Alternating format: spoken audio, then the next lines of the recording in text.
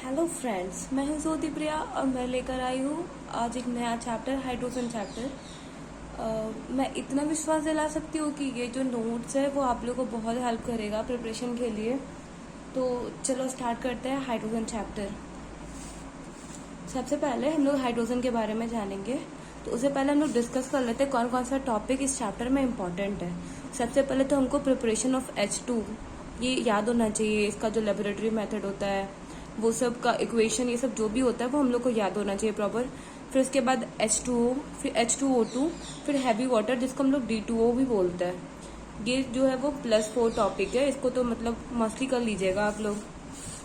चलिए स्टार्ट करते हैं हाइड्रोजन। हाइड्रोजन जो होता है वो लाइटेस्ट एलिमेंट होता है जिसका एटॉमिक नंबर 1, और इसका इलेक्ट्रॉनिक कॉन्फ़िगरेशन में जाएंगे तो वो 1s1 होता है।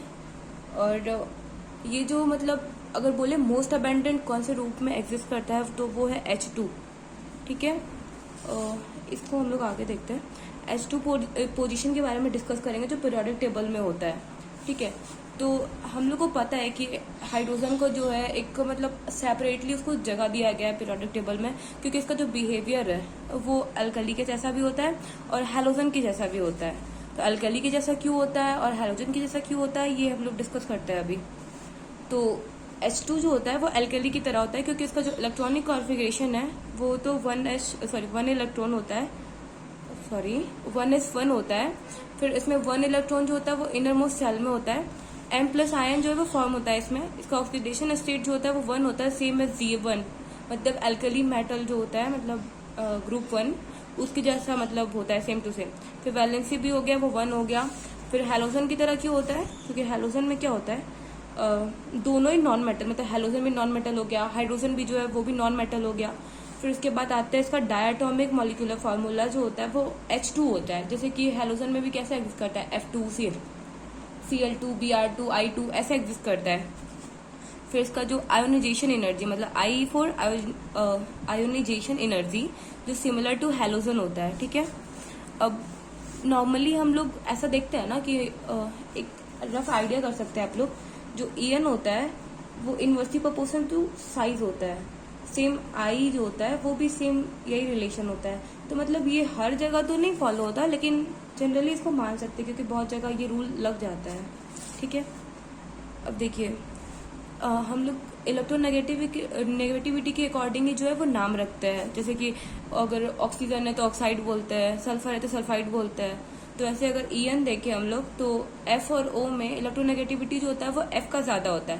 तो इसलिए जो F का जो ऑक्साइड होता है उसको ऑक्साइड नहीं बोल के फ्लोराइड बोलते हैं। ठीक है, अब हाइड्रोजन का आइसोटोप पे आते हैं। यहाँ पे तो बस वही लिखा हुआ है कि इसके कारण से हाइड्रोजन को सेपरेट जगह दिया गया पीरियोडिक टेबल में।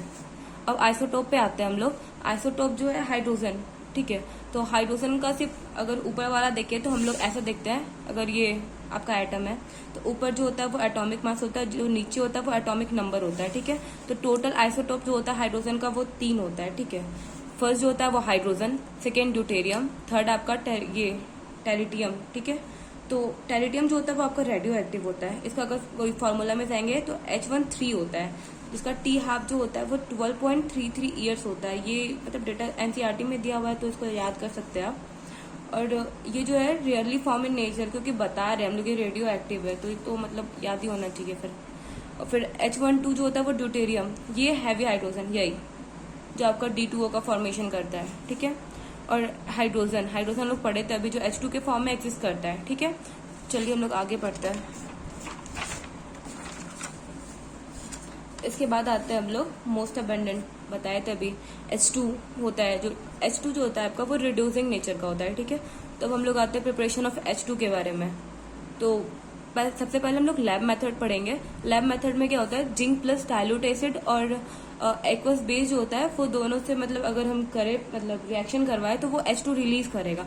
तो सबसे पहले हम लोग जर्डन लेते हैं। जर्डन पता है आपको मेटल है, ठीक, तो जर्डन के साथ में डाइल्यूट HCl लेंगे तो जर्डन Cl2 प्लस H2। ठीक है, इक्वेशन आप बैलेंस करते जाइएगा खुद से। फिर उसके बाद जर्डन प्लस एल्कली जो एक्वस एल्कली होता है NaOH KOH, तो हम लोग को क्या देगा, ये जो देखिए ये आपका जो केस है ये एक्सेप्शन वाला केस है। इससे पहले आप ये ध्यान दीजिएगा जब भी ऐसे करके आए मतलब SnPbZnAl, ठीक है, तो इसके लिए आप ऐसे याद कर सकते हैं, सुनो रेड जीन्स आलिया, तो सुनो तो SN हो गया, रेड का हो गया लेड, मतलब रेड को आप लेड पढ़ लीजिएगा, तो लेड मतलब PB, और सुनो रेड जीन्स, जीन्स मतलब इसमें ZN कर लीजिएगा, और AL आलिया का AL।